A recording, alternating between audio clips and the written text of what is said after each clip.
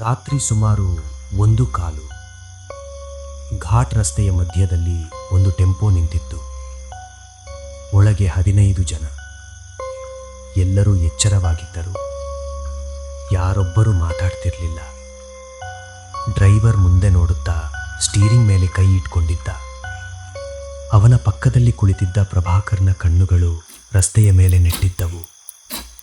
ಅಷ್ಟರಲ್ಲಿ ಹೆಡ್ಲೈಟ್ ಬೆಳಕಿನಲ್ಲಿ ಸ್ವಲ್ಪ ದೂರದಲ್ಲಿ ಒಂದು ಟ್ರಕ್ ಕಾಣಿಸಿತು.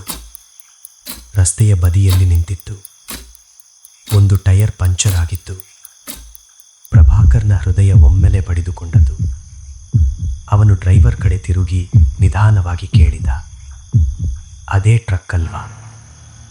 ಡ್ರೈವರ್ ಉತ್ತರಿಸಲಿಲ್ಲ. ಟೆಂಪೋವನ್ನು ನಿಧಾನವಾಗಿ ಅದರ ಹತ್ತಿರಕ್ಕೆ ತೆಗೆದುಕೊಂಡು ಹೋದ.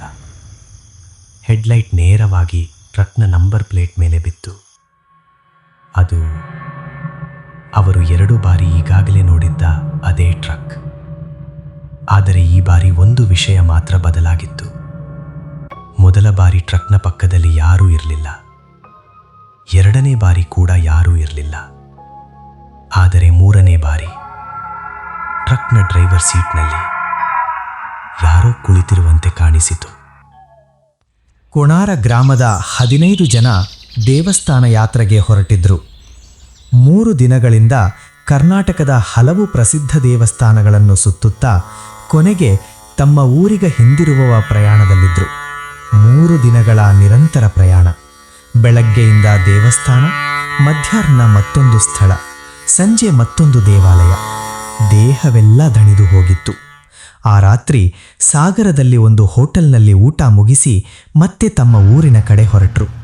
ಇನ್ನೂ ಸುಮಾರು 3 ಗಂಟೆಗಳ ಪ್ರಯಾಣ ಬಾಕಿಯಿತ್ತು. ಟೆಂಪೋ ಹತ್ತಿದ ಕೆಲವೇ ನಿಮಿಷಗಳಲ್ಲಿ ಬಹುತೇಕರು ನಿದ್ದೆಗೆ ಜಾರಿದ್ರು. ಹಿಂಬದಿಯ ಸೀಟಿನಲ್ಲಿ ಮಕ್ಕಳು, ಮಹಿಳೆಯರು, ವಯಸ್ಸಾದವರು ಎಲ್ಲರೂ ಗಾಢ ನಿದ್ದೆಯಲ್ಲಿದ್ದರು. ಆದರೆ ಪ್ರಭಾಕರ್ಗೆ ನಿದ್ದೆ ಬರ್ತಿರಲಿಲ್ಲ. ಅವನು ಡ್ರೈವರ್ನ ಪಕ್ಕದ ಸೀಟಿಗೆ ಬಂದು ಕುಳಿತ. ರಾತ್ರಿ ಸುಮಾರು 11 ಗಂಟೆ. ಡ್ರೈವರ್ ಊಟದ ನಂತರ ಒಂದು ಪಾನ್ ಬೀಡ ಬಾಯಿಗೆ ಹಾಕ್ಕೊಂಡು ನಿಧಾನವಾಗಿ ಟೆಂಪೋ ಓಡಿಸ್ತಿದ್ದ. ಮುಂದೆ ಕತ್ತಲೆ, ಎರಡೂ ಕಡೆ ದಟ್ಟ ಕಾಡು. ಮೇಲಿಂದ ಮರಗಳ ಕೊಂಬೆಗಳು ರಸ್ತೆಯ ಮೇಲೆ ಬಾಗಿಕೊಂಡಿದ್ದವು. ಘಾಟ್ ರಸ್ತೆ ಆದ್ರಿಂದ ಡ್ರೈವರ್ ಕೂಡ ವೇಗ ಕಡಿಮೆ ಮಾಡಿದ್ದ. ಅವರ ಮುಂದೆ ಇದ್ದದ್ದು ಕೋಗಾರ್ ಘಾಟ್ ರಸ್ತೆ. ಸ್ವಲ್ಪ ದೂರ ಹೋಗ್ತಿದ್ದಂತೆ ಪ್ರಭಾಕರ್ ರಸ್ತೆಯ ಬದಿಯಲ್ಲಿ ನಿಂತಿದ್ದ ಒಂದು ಟ್ರಕ್ ಗಮನಿಸಿದ. ಅಣ್ಣ, ಟ್ರಕ್ ಕೆಟ್ಟು ನಿಂತಿದೆಯಲ್ಲ. ಡ್ರೈವರ್ ಕೂಡ ನೋಡಿದ. ಮಹಾರಾಷ್ಟ್ರ ರಿಜಿಸ್ಟ್ರೇಷನ್. ಹಿಂಭಾಗದಲ್ಲಿ ಸರಕು ಹೊತ್ತಿದ್ದ ದೊಡ್ಡ ಟ್ರಕ್. ಒಂದು ಟೈರ್ ಪಂಚರ್ ಆಗಿತ್ತು. ಆದರೆ ಟ್ರಕ್ನ ಸುತ್ತಮುತ್ತಲು ಯಾರೂ ಇರಲಿಲ್ಲ. ಡ್ರೈವರ್ ವಾಹನವನ್ನು ನಿಧಾನವಾಗಿ ಹಾದು ಓಡಿಸಿದ. ಪ್ರಭಾಕರ್ ಹಿಂದಕ್ಕೆ ತಿರುಗಿ ನೋಡಿದ. ಟ್ರಕ್ ಕತ್ತಲೆಯೊಳಗೆ ಮಾಯವಾಗುವವರೆಗೂ ನೋಡ್ತಲೇ ಇದ್ದ. ಯಾರೂ ಇಲ್ಲಲ್ವಾ? ಡ್ರೈವರ್ ನಕ್ಕ. ಬಹುಶಃ ಡ್ರೈವರ್ ಸಹಾಯಕಿ ಯಾರನ್ನಾದರೂ ಕರ್ಕೊಂಡು ಹೋಗಿರ್ಬೋದು. ಆ ಮಾತು ಅಲ್ಲಿಗೆ ಮುಗಿಯಿತು.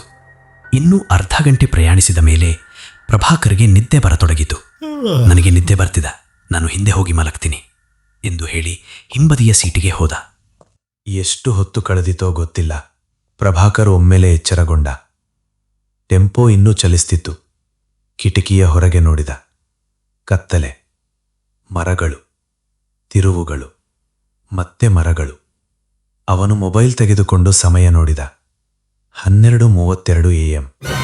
ಅವನಿಗೆ ಆಶ್ಚರ್ಯವಾಯಿತು. ತಾನು ಅರ್ಧ ಗಂಟೆ ಮಾತ್ರ ಮಲಗಿದ್ದೇನೆ ಎಂದುಕೊಂಡಿದ್ದ. ಆದರೆ 1 ಗಂಟೆಗೂ ಹೆಚ್ಚು ಸಮಯ ಕಳೆದಿತ್ತು. ಅವನು ಮುಂದೆ ಹೋಗಿ ಡ್ರೈವರ್ ಹತ್ತಿರ ಕುಳಿತ. ಇನ್ನೆಷ್ಟು ದೂರ ಇದೆ? 1:15 ಗಂಟೆ ಇರಬಹುದು. ಪ್ರಭಾಕರ್ ಗಾಬರಿಯಾದ. 1:15 ಗಂಟೆನಾ? ಸಾಗರದಿಂದ ಹೊರಟು ಇಷ್ಟು ಸಮಯ ಆಯಿತು. ಡ್ರೈವರ್ ಕೂಡ ಗಡಿಯಾರ ನೋಡಿದ. ಅವನ ಮುಖದಲ್ಲೂ ಸ್ವಲ್ಪ ಗೊಂದಲ ಕಾಣಿಸಿತು. ಘಾಟ್ ರಸ್ತೆ ಅಲ್ವಾ, ಅದಕ್ಕೆ ಸಮಯ ಜಾಸ್ತಿ ಆಗಿರಬಹುದು.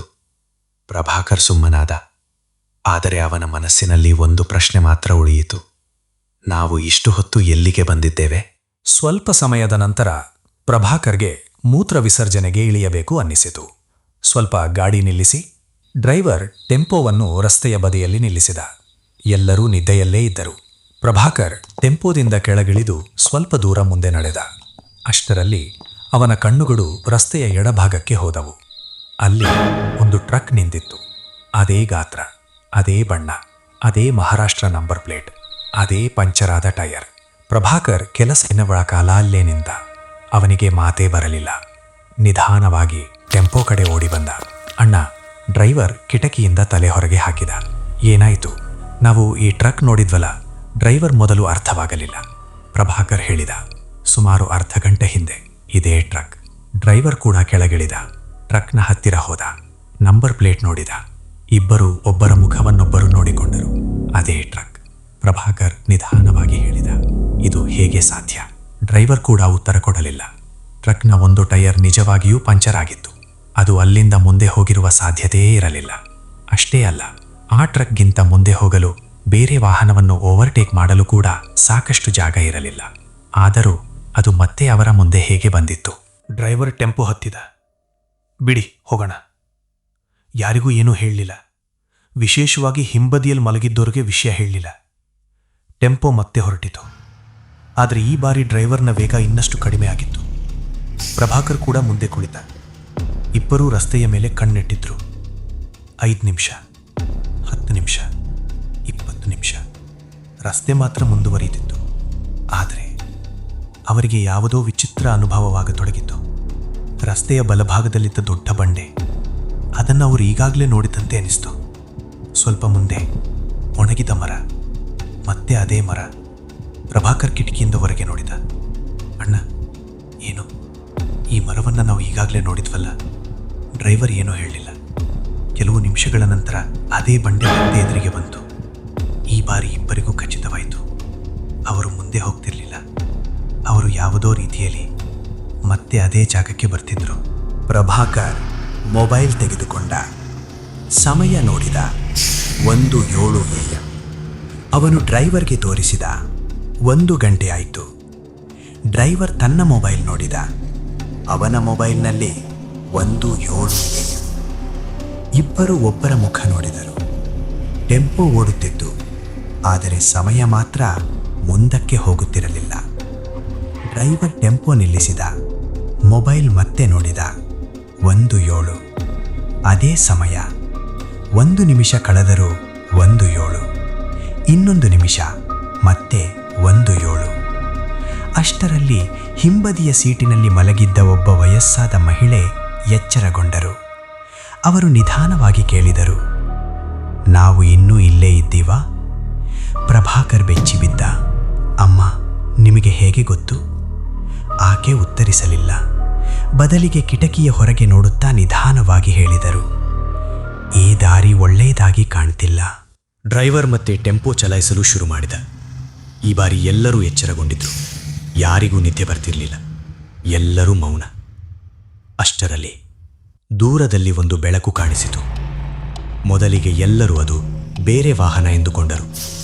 ಆದರೆ ವಾಹನ ಹತ್ತಿರ ಬರ್ತಿದ್ದಂತೆ ಅದು ರಸ್ತೆಯ ಬದಿಯಲ್ಲಿ ನಿಂತಿದ್ದ ಟ್ರಕ್ನ ಹೆಡ್ಲೈಟ್ ಆಗಿತ್ತು. ಪ್ರಭಾಕರ್ನ ದೇಹವೆಲ್ಲ ತಣ್ಣಗಾಯಿತು. ಅವನು ಡ್ರೈವರ್ನ ಕೈ ಹಿಡಿದ. ಗಾಡಿ ನಿಲ್ಲಿಸಬೇಡಿ. ಟ್ರಕ್ ಹತ್ತಿರ ಬರ್ತಿತ್ತು. ಅದೇ ನಂಬರ್ ಪ್ಲೇಟ್, ಅದೇ ಪಂಚರ್, ಅದೇ ಟ್ರಕ್. 3ನೇ ಬಾರಿ. ಆದರೆ ಈ ಬಾರಿ ಟ್ರಕ್ನ ಡ್ರೈವರ್ ಸೀಟ್ನಲ್ಲಿ ಯಾರೋ ಕುಳಿತಿದ್ದರು. ಕಪ್ಪನೆಯ ಆಕೃತಿ, ತಲೆ ಕೆಳಗೆ ಬಾಗಿತ್ತು. ಪ್ರಭಾಕರ್ ಕಣ್ಣು ಮಿಟುಕಿಸಿ ಮತ್ತೆ ನೋಡಿದ. ಆ ಆಕೃತಿ ನಿಧಾನವಾಗಿ ತಲೆ ಎತ್ತಿತು. ಅದು ಅವರ ಟೆಂಪೋ ಕಡೆ ನೋಡಿತು. ಪ್ರಭಾಕರ್ ಕಿರುಚಲು ಹೋಗಿ ಬಾಯಿ ಮುಚ್ಚಿಕೊಂಡ. ಏಕೆ ಎಂದರೆ ಆ ಮುಖ ಸ್ಪಷ್ಟವಾಗಿ ಕಾಣುತ್ತಿರಲಿಲ್ಲ.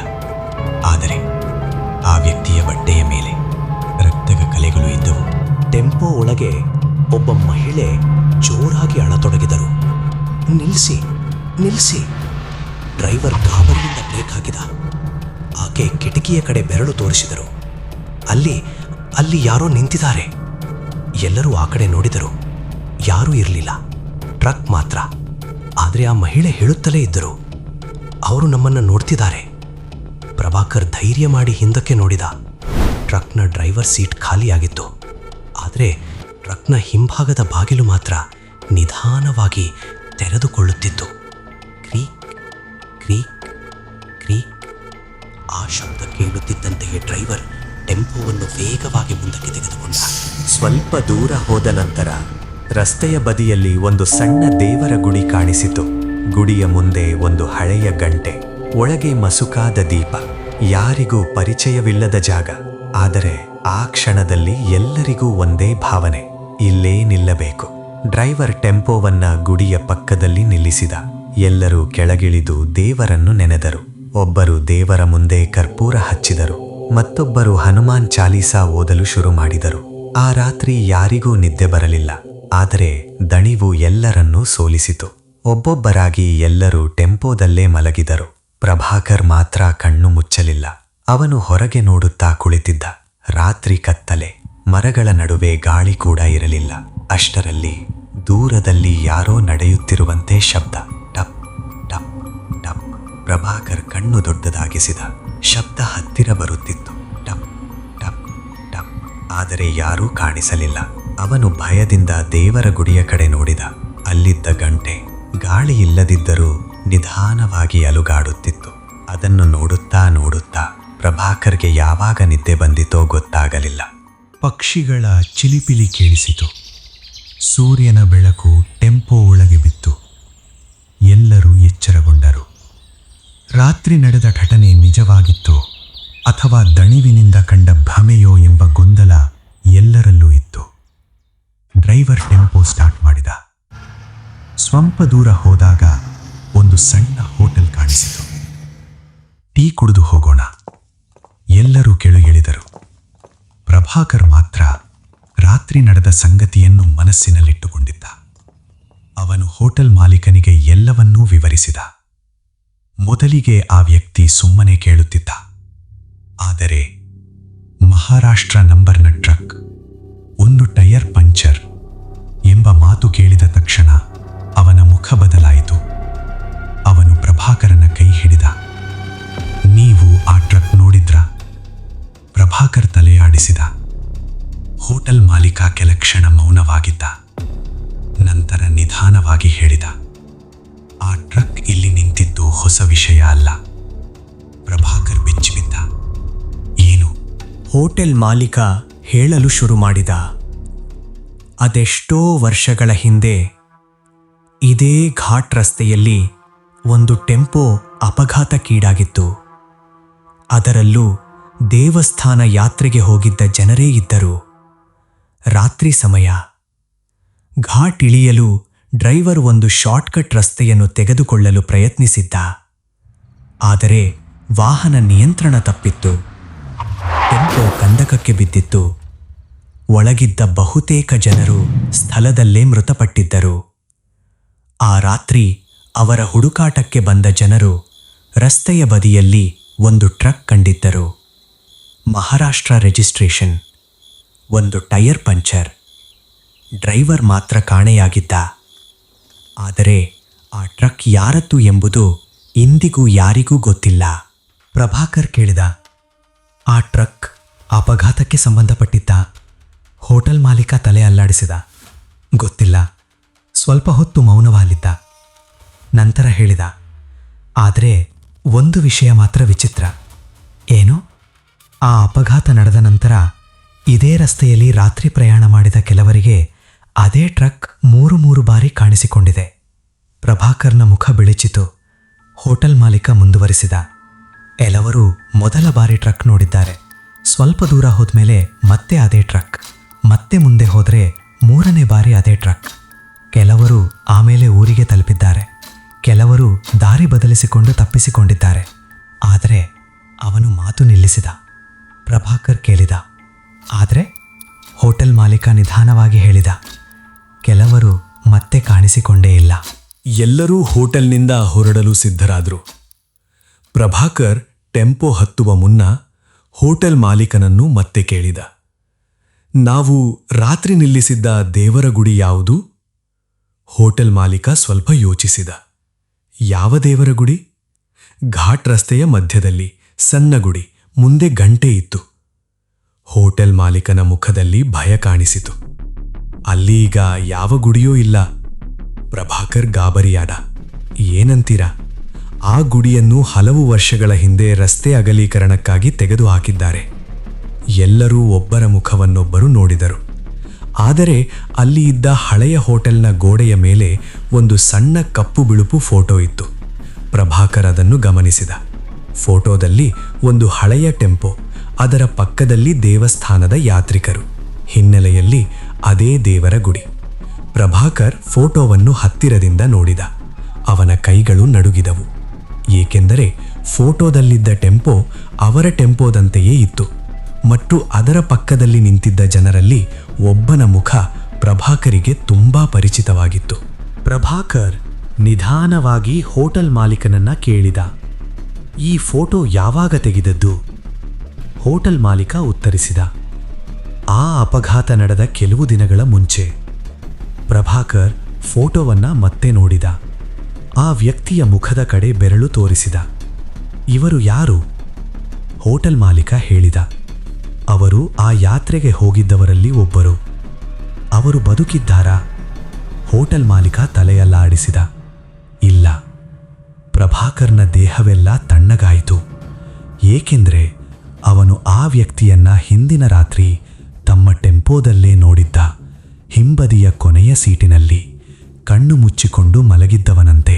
ಪ್ರಭಾಕರ್ ತಕ್ಷಣ ಟೆಂಪೋ ಒಳಗೆ ಓಡಿದ. ಎಲ್ಲರೂ ಇದ್ದರು, 15 ಜನ. ಒಬ್ಬೊಬ್ಬರನ್ನು ಎಣಿಸಿದ. 1, 2, 3, 14, 15. ಎಲ್ಲರೂ ಇದ್ದರು. ಅವನು ನೆಮ್ಮದಿಯ ಉಸಿರು ಬಿಟ್ಟ. ಆದರೆ ಹಿಂಬದಿಯ ಸೀಟಿನ ಕೆಳಗೆ ಒಂದು ಹಳೆಯ ವಸ್ತು ಕಾಣಿಸಿತು. ಒಂದು ಸಣ್ಣ ಕಬ್ಬಿಣದ ಗಂಟೆ, ಅದೇ ರೀತಿಯದ್ದು. ಅವರು ರಾತ್ರಿ ನೋಡಿದ್ದ ದೇವರ ಗುಡಿಯಲ್ಲಿದ್ದ ಗಂಟೆಯಂತಿತ್ತು. ಅದನ್ನು ಕೈಗೆತ್ತುಕೊಂಡ ಕ್ಷಣ ಅವನ ಕಿವಿಯ ಬಳಿ ಯಾರೋ ನಿಧಾನವಾಗಿ ಪಿಸುಗುಟ್ಟಿದ ಧ್ವನಿ ಕೇಳಿಸಿತು. ನಮ್ಮನ್ನ ಬಿಟ್ಟು ಹೋಗಬೇಡಿ. ಪ್ರಭಾಕರ್ ಬೆಚ್ಚಿಬಿದ್ದು ಹಿಂದಕ್ಕೆ ತಿರುಗಿದ. ಯಾರೂ ಇರಲಿಲ್ಲ. ಆದರೆ ಟೆಂಪೋ ಹೊರಗೆ ರಸ್ತೆಯ ದೂರದ ತಿರುವಿನಲ್ಲಿ ಒಂದು ಟ್ರಕ್ ನಿಂತಿತ್ತು. ಮಹಾರಾಷ್ಟ್ರ ರಿಜಿಸ್ಟ್ರೇಷನ್. ಒಂದು ಟೈರ್ ಪಂಚರ್ ಮತ್ತು ಅದರ ಹೆಡ್ಲೈಟ್ ನಿಧಾನವಾಗಿ ಆನ್ ಆಯಿತು. ಕೆಲವು ರಸ್ತೆಗಳ ಬಗ್ಗೆ ಹಿರಿಯರು ರಾತ್ರಿ ಪ್ರಯಾಣ ಮಾಡಬೇಡಿ ಎಂದು ಎಚ್ಚರಿಸುತ್ತಾರೆ. ಅದು ಮೂಢನಂಬಿಕೆ ಎಂದು ನಾವು ನಗಬಹುದು. ಆದರೆ ನಮಗೆ ಗೊತ್ತಿಲ್ಲದ ದಾರಿಯಲ್ಲಿ ರಾತ್ರಿ ಸಮಯದಲ್ಲಿ ಅಪರಿಚಿತ ಶಾರ್ಟ್ಕಟ್ಗಳನ್ನು ತೆಗೆದುಕೊಳ್ಳುವುದು ಅಥವಾ ದಣಿದ ಸ್ಥಿತಿಯಲ್ಲಿ ವಾಹನ ಚಲಾಯಿಸುವುದು ಎಂದಿಗೂ ಅಪಾಯಕಾರಿಯೇ. ಕೊಣಾರ ಗ್ರಾಮದ ಆ 15 ಜನರಿಗೆ ಆ ರಾತ್ರಿ ಏನಾಯಿತು ಎಂಬುದಕ್ಕೆ ಇಂದಿಗೂ ಸ್ಪಷ್ಟವಾದ ಉತ್ತರ ಇಲ್ಲ. ಅವರು ಕಂಡ ಟ್ರಕ್ ನಿಜವಾಗಿತ್ತ? ಅವರು ದಾರಿ ತಪ್ಪಿದ್ದರಾ? ಅಥವಾ ಅವರು ಹಲವು ವರ್ಷಗಳ ಹಿಂದಿನ ಒಂದು ಅಪಘಾತದ ನೆರಳಿನೊಳಗೆ ಸಿಕ್ಕಿಬಿದ್ದಿದ್ದರಾ? ಅದು ಯಾರಿಗೂ ಗೊತ್ತಿಲ್ಲ. ಆದರೆ ಆ ಘಾಟ್ ರಸ್ತೆಯಲ್ಲಿ ರಾತ್ರಿ ಪ್ರಯಾಣ ಮಾಡುವ ಕೆಲವು ಜನರು ಇಂದಿಗೂ ಒಂದು ಮಾತು ಹೇಳುತ್ತಾರೆ. ಒಂದೇ ಟ್ರಕ್ ನಿಮ್ಮ ಮುಂದೆ 3 ಬಾರಿ ಕಾಣಿಸಿಕೊಂಡರೆ ಅದರ ಹಿಂದೆ ಹೋಗಬೇಡಿ. ಅಲ್ಲೇ ವಾಹನ ನಿಲ್ಲಿಸಿ ದೇವರ ಹೆಸರು ನೆನಪಿಸಿಕೊಳ್ಳಿ. ಏಕೆಂದರೆ ಕೆಲವು ರಸ್ತೆಗಳು ಗಮ್ಯಸ್ಥಾನಕ್ಕೆ ಹೋಗುವುದಿಲ್ಲ. ಅವು ನಿಮ್ಮನ್ನು ಹಿಂದಿನವರ ಬಳಿಗೆ ಕರೆದುಕೊಂಡು ಹೋಗುತ್ತವೆ. ಮತ್ತೆ ಹಿಂದಿರುಗಲು ಅವಕಾಶ ಕೊಡದೇ ಇರಬಹುದು. Subscribe for more horror stories. Turn on notifications and join the terror. More nightmares await you.